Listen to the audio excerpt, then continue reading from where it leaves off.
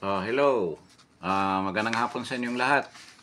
This is Justin Talk and News PH. Before anything else, I would like to request you na please like, share, and subscribe to this channel.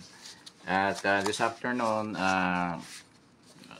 we will be talking about ongoing rally dyan sa EDSA in front of the Robinsons Galleria sa shrine ng Mama Mary, Lady of Peace. So, marami nagtanong kung itong rally na to, I have a lot of friends talking to me na asking me nga ano sa tingin mo, will this rallies in EDSA, actually they are peaceful rallies, would it be is there a possibility na magsusnowball ito into major massive mammoth rally na nagiging it will lead to a people power revolution? Ang sagot ko dyan, yes or no. For backgrounder lang, kasi may nangyari nga kagabi, itong mga polis, bago tayo we go to the main issue. Itong mga polis naman, ito si Jean Fajardo, alam mo Jean, hindi na kami maniwala sa pinagsasabi mo. Anong ginawa mo sa QGC? Ang dami mong kasinungalingan na ginawa doon. Wala kayong ginawa sa QGC. Dinideny nyo na naghukay kayo doon. Naalala mo pa ba yun? Na wala kayong tear gas na ikaw yung isa sa mga malakas na denial queen ka eh. Nilunuloko mo yung mga tao. Yung tear gas incident, hindi nyo ina-acknowledge na talagang nangyari. So ngayon, pumapel ka na naman ngayon na sinabi mo na kahit na sinasabi mo pa di umano allegedly na mayroong bayaran sa mga participants doon. Nakakatawa ka naman. May bayaran at mayroon daw hakutan. Sigurado ka bang nandoon ka? O nakita mo yung crowd doon? Hindi mo yata nakita. Or sa TV lang. At saka, you're feeding the people wrong information. Isipin mo, sinabi na ano raw, binayaran daw yung mga tao na yun. Linilista para yung mga pangalan nila dahil 200. Sino bang taong pupunta doon na 200 lang binibigay? Kasi daw, inuunsi daw ng nag-recruit sa kanila na 500 sana ibibigay. Ano? Pero 200 lang ang binigay. Na ganon. Napaka 200? Saan ka makaabot ng 200 na yan? Di ba?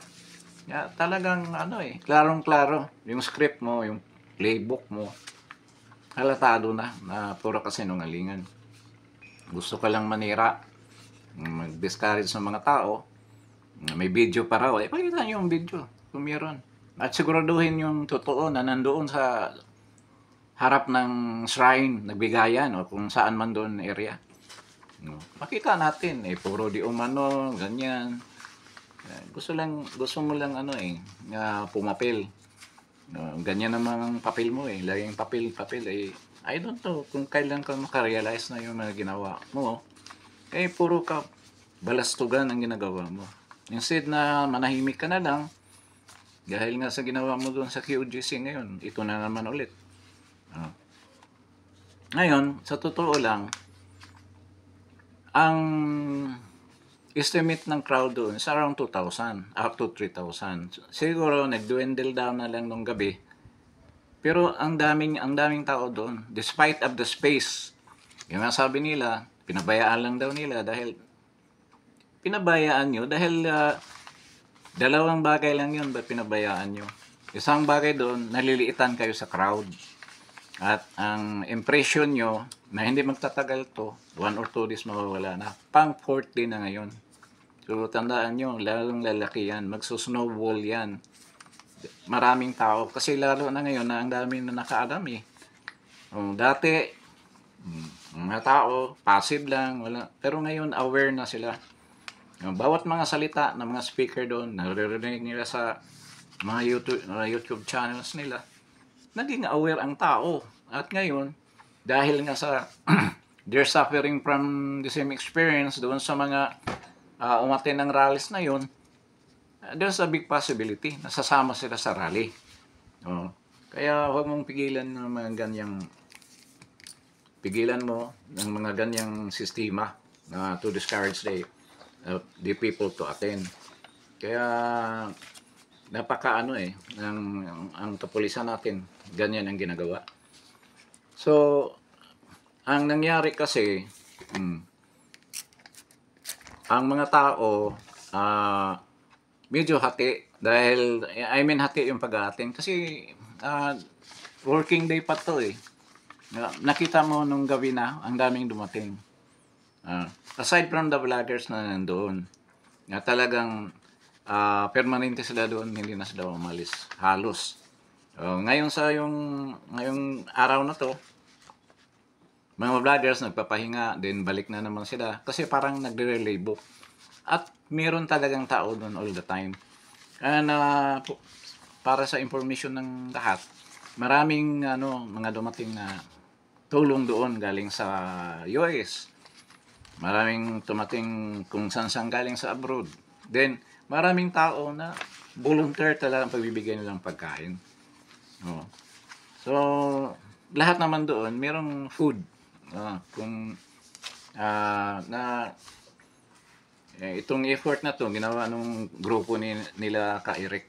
Actually, alam mo naman yung grupo ni Ka Eric, mga surrenderisyon.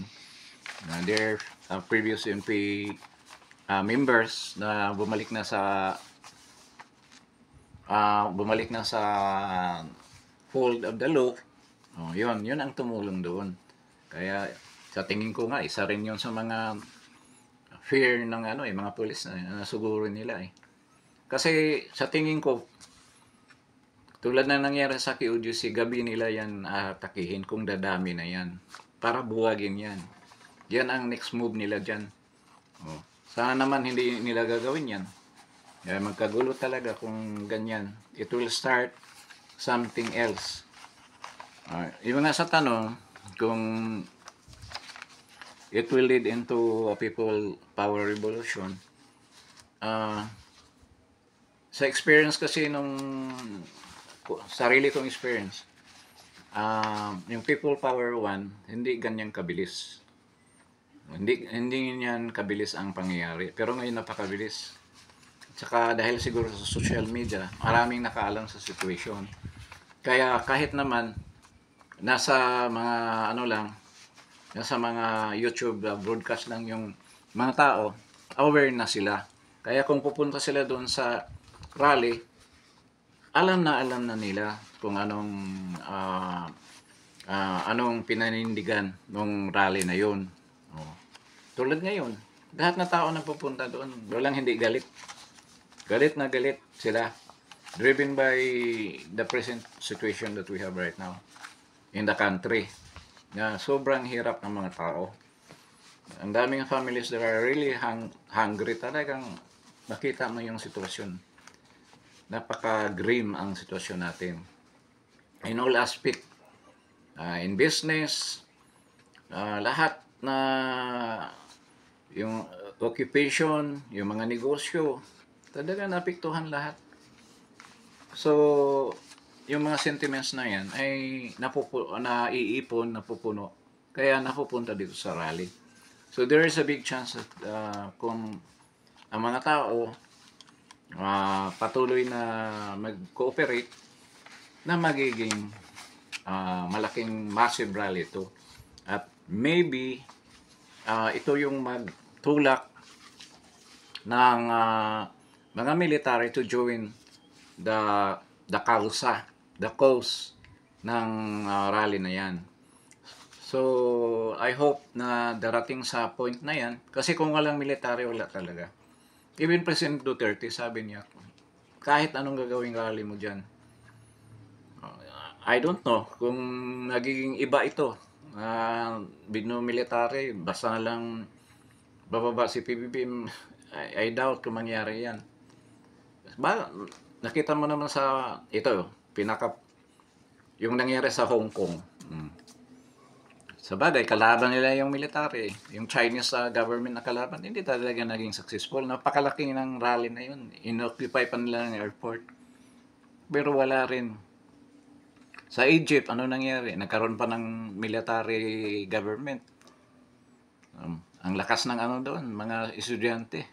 Sa ano rin yun, social media rin yun ang simula. Ano ba yun? Arab Spring.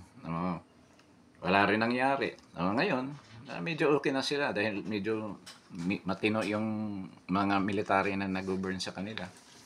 But without talaga ng military, wala talaga. Kasi wala mag-enforce ng ano ng real yung gusto mangyari ng mga tao, hindi ma-enforce yan kung walang military. Kaya, malungkot nga ngayon, si Browner sided with the president. Alam mo naman natin anong dahilan. Huwag na magmamangan yung si Browner. Hindi lang pera ang dahilan dyan. Maraming dahilan pa. Di ba? Hindi na klarong-klaro eh. Kaya, nadismaya, maraming tao nadismaya sa military natin. Tama yung sinabi ni President Duterte nung nag-speech siya. Nga ang kausapin niya, hindi yung mga generals. Alam nila, tainted na ang pag-iisip ng mga general. Kita mo naman eh. Kahit na yung mga retired general, nakita natin na wala silang magagawa. Kung mayroon pa, mayroong matapang dyan, na mayroong following na nag-aklas na, di ba? Though ayaw ni President Duterte na ganyan. Kasi sa totoo lang, kung tayo ang barilan at pakalaking damage yan sa bayan natin. Tulad ng mga ibang countries na ganyan nangyayari. Nagkaroon ng civil war. Mahati-hati yung bansa natin. Baka with that move, yung ibang mga separatist group, tulad ng dyan sa Mindanao, they will declare independence from the remaining of the islands, Mindanao and Visayas and Luzon. Baka mayroong mga adventurist niyan, yan ang gagawin. So, delikado. Kaya ayaw ni President Duterte na mangyayari yung actual na rebellion. Gusto niya, parang regime change lang na peaceful way. Peaceful nga yung sana na ang military, they will withdraw their support sa presidente. Tulad ng ginawa ni Angie Reyes nung kapanahon ni Iraq na kinumbins pa nga nila na si Lacson, kasi si Lacson PNP chief noon. Patapang-tapangan nito si Lacson noon nung na dipinsahan niya si Iraq nung panahon na yun. Na nagbaliktaran na lahat, napilitan siyang bumaliktad din. Huli silang bumaliktad yung PNP. Kaya ngayon sana yun ang mangyari. Pero matalino si si Martin Romualdez, sinawakan muna niya yung PNP at saka ang AFP. So magtanong kayo, saan pupunta yung billions ng pera? I am not accusing them. Magtanong kayo, baka napunta dyan. Assumption lang natin yun. Di umano. Yung mga balita-balita. Allegedly. Napunta daw. Pero marami namang mga sundalo na nagsasabi ng ganyan. Kaya with the status ng bayan natin ngayon, yan ang mga balita. Yun ang mga bulong-bulungan dyan na meron namang basis kung tutuusin. Kaso walang solid proof na ginagawa natin. Na nakikita natin dahil wala tayo doon sa pangyayaring yun. But the way they acted, pinapakita nila sa publiko mga ginawa nila. Klarong-klaro. Nakakaan mo nga yung anong gagawin natin sa PMA. Di naman to sa pag-discredit kasi ang daming magagaling na PMA graduate. Pero nakikita natin yung gugulo sa bayan, mga PMA. Si Trillanes, ano nangyari yung na yan? Howling dog na yan. Sinasabi pa niya si Inday may diferensya. Magpaano ka nga, Trillanes, Europe, kung tingnan natin diretso pa yung pag-iisip mo, isipin mo, napahiya na siya doon sa mga rehas niya na kaso, tsaka yung mga fake na dokumento niya, bank account documents na pinipresent niya sa Kongreso. Hindi rin nahihiya. Tsaka ang Kongreso, alam nila na testigo na yung taga-AMLC, yung AMLAC, na hindi galing sa kanila yung mga papilis na yan. So, ibig sabihin, fake yan. Pati yung sinadmit ni Trillanes sa uh, ombudsman. Ano yun? Fake yun. O bakit ayaw nila imbestigahan si Trillanes? Ba't ayaw nila ipatawag? At tanungin kung saan mo nakuha itong mga dokumento na to. Siyempre, hindi nila ipatawag yan. Kasi brainchild daw ni Trillanes yung Quadcom. Siya nag-isip niyan. Imposible yan kung ipatawag nila yan. So, to si Trillanes talaga, kung si President Digong naman ayaw niya demanda. Kasi sayang lang daw ang pera natin. Alam naman natin na wala na talagang si Trillanes. Wala na siyang wala nang taong naniniwala sa kanya. Kahit anong gagawin niya. Ngayon, siya pa ang nagsalita ng ganyan. Kailangan daw i-disbar. Tapos i-impeach. Tapos i-disbar. Si Inday hindi naman takot sa disbarment na yan eh. Tsaka, itong mga dilaw, mautak din sila. The way they move right now, yung political direction na ginagawa nila. Ganito kasi yun. Right now, some of them, ito si Risa Ontiveros, part of the liberal naman yan eh, dati eh. Decided up with the administration, kay PBBM, kay Martin Romualdez. Kasi alam nila, magagamit nila yon para ipitin ang mga Duterte. Kasi kung they remain with the liberal, mga yellow, wala silang magagawa, wala silang power eh. Siya lang mag-iisa, senador na nasa grupo ni Lini Robredo. Si Rene Robredo, wala kami naman magagawa. Sa pagka ngayon, wala. Kaya yun ang diskarte nila ngayon. Katulad din ng mga leftist, mga komunista dyan sa Kongreso. Yun ang ginawa nila para makagain sila ng power. Ito naman si Martin Romualdez, tinake advantage niya yun. Nga makuha niya ang mga left kasi ayaw niya humarap. Ngayon nga lang siya humarap eh. Na harapan na labanan kay BP Sara. Ngayon lang. Pero noon, umiiwas siya ng ganyan. Kasi akala niya, mga tao, mga ugok o mga bobo na hindi makahalata na siya talaga ang promotor sa lahat ng mga ginawa na yan. So itong dilaw at saka mga leftist, ang gusto nilang tirahin, gusto nilang alisin sa pwesto, si BP Sara. Yun ang gusto nilang alisin. Kasi hindi yan, ayaw rin nila kay BBM. Sigurado ako noon pa, yung sinabi nila na completely sided with PBBM. Na sa tagal na panahon, gusto lang patalsikin yan, ang pamilya na yan. Hanggang ngayon, kalaban pa rin nila yun. Ngayon, sina BBM, gusto pa rin nila yan na mawala sa pwesto. Pero, this is not the time. Ang gusto kasi nila mangyari, tanggalin muna si BP Sara. Para kung matanggal si BP Sara, mawala na si BP Sara dyan sa pagka Vice President, ang susunod nilang tanggalin, si BBM. So, kasi kung matanggal si BBM ngayon, kung they will join the opposition, yung mga Dutertes, na matanggal si BBM, mapipilitan si Sara maging presidente. Kasi siya ang succession eh. So, wala rin. Kaya una nilang binanatan, itong si Sara. Ngayon, kahit man natanggal si Sara, papalit si Martin Romualdez, tirahin na nila, sabay-sabay ang dalawa. Kasi they have the experience. It's a people power one. Sila ang nag-initiate. at nagtapos noon. Sila yun.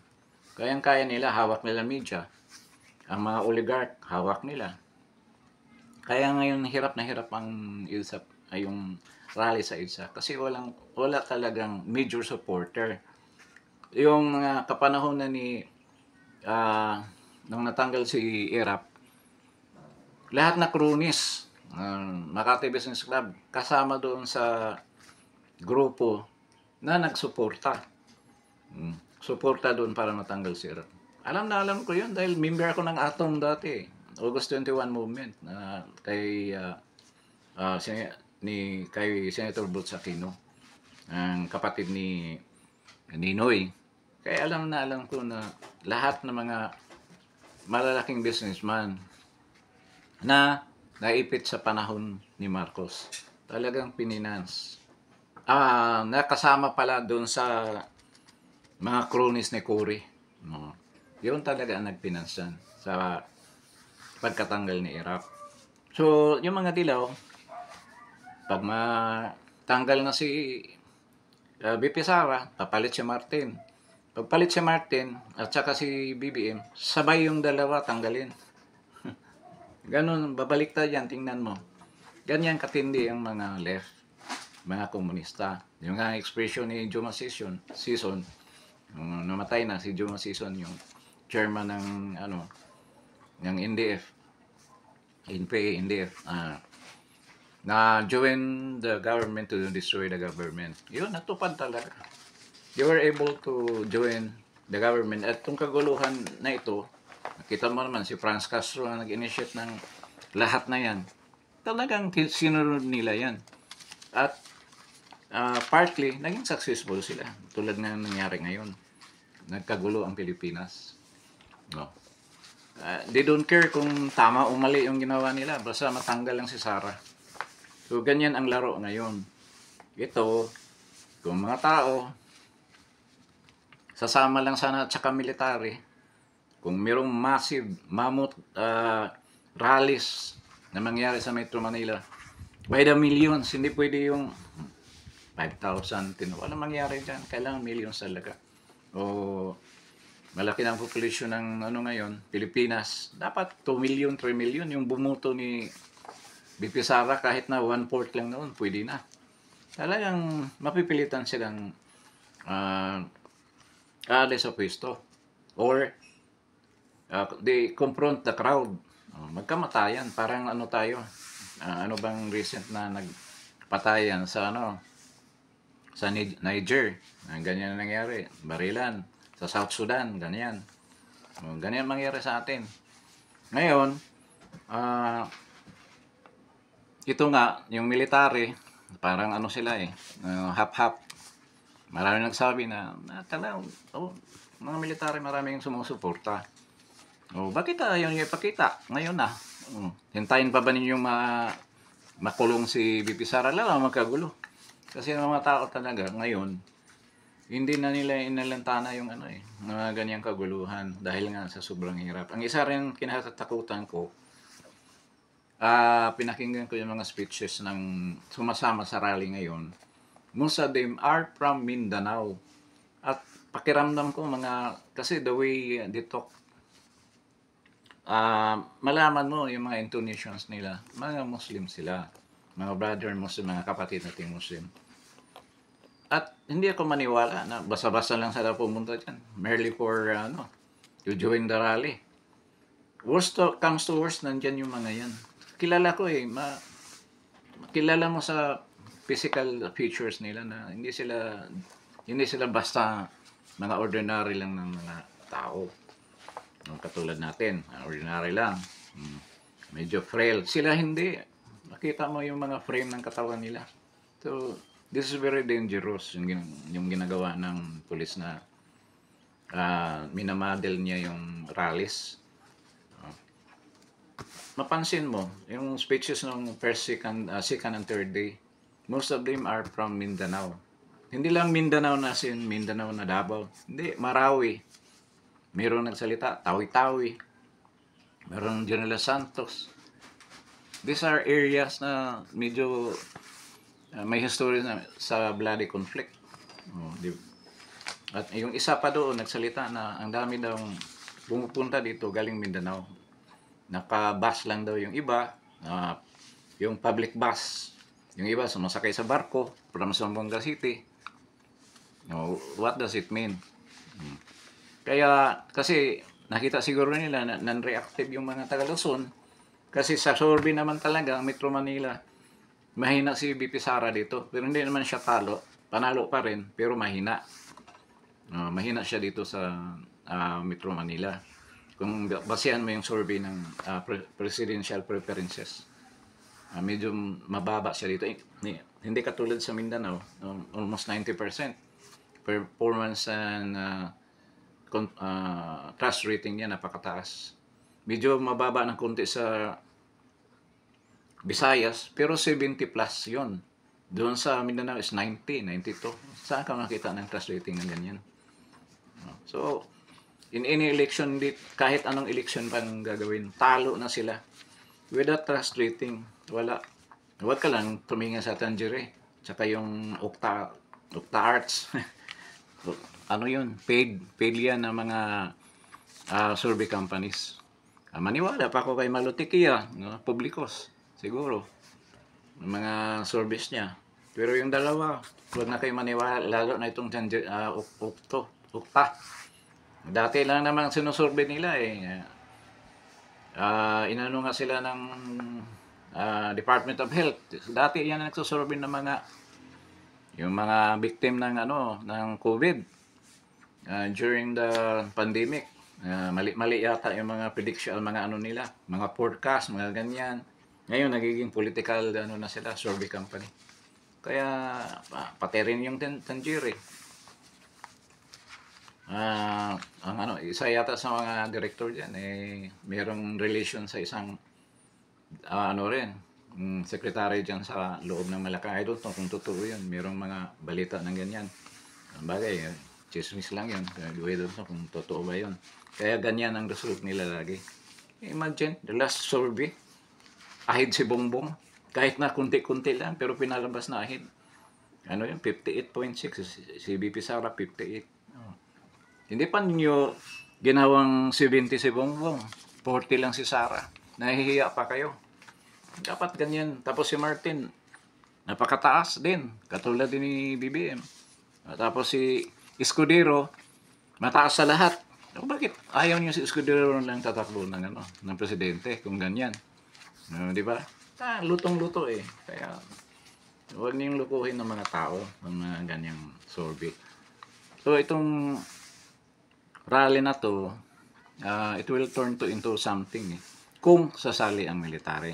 Kaya sa tanong kung magiging people power to ito, sa tingin ko sa ngayon, noon kasi, yung dati ko mga vlog, sinabi ko, kung wala itong component na to, hindi mangyayari. Totoo rin. Totoo naman talaga yung sinabi ko. Kasi in-observe ko yung with the previous people power, yun talaga ang mga elements na will turn a big rally or a rally like that in that scale na magiging people power revolution. So ito sana ngayon people will be encouraged to join dahil dapat naman talagang sasama tayo. Kung gusto natin makawala sa nangyari sa present situation that we're undergoing right now, that's the only way sa tingin ko. Wala na ibang way. If we wait for the election, sigurado ba tayo na hindi lutuin yung election? Sa bagay, wala pang si Glenn Chong observation sa Nero. Pero sa tingin ko, lutong-luto na yan. Kaya nga sinira nila yung Smartmatic. Pinalitan ito. Pero pareho lang yan mga yan. Kasi dumaan yan sa kamay ni Lisa Aranita.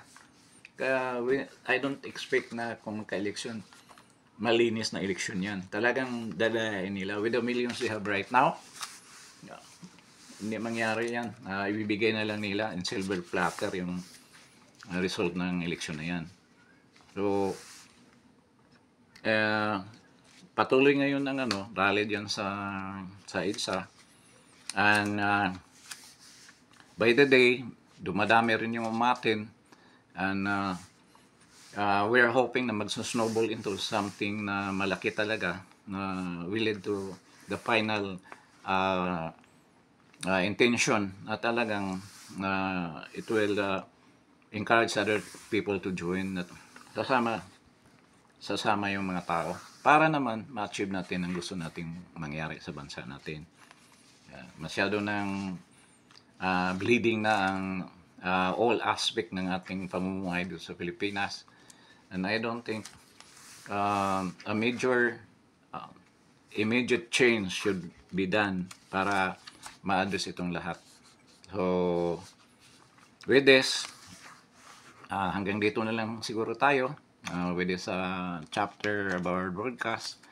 And I would like to request naman na sana mag-subscribe kayo. Isa-isa lang na subscription, okay na sa akin. Then try to like, and then follow, then share. Paki-share to sa mga kaibigan ninyo. So maraming salamat at good afternoon sa inyong lahat. Then see you in my next vlog. Thank you.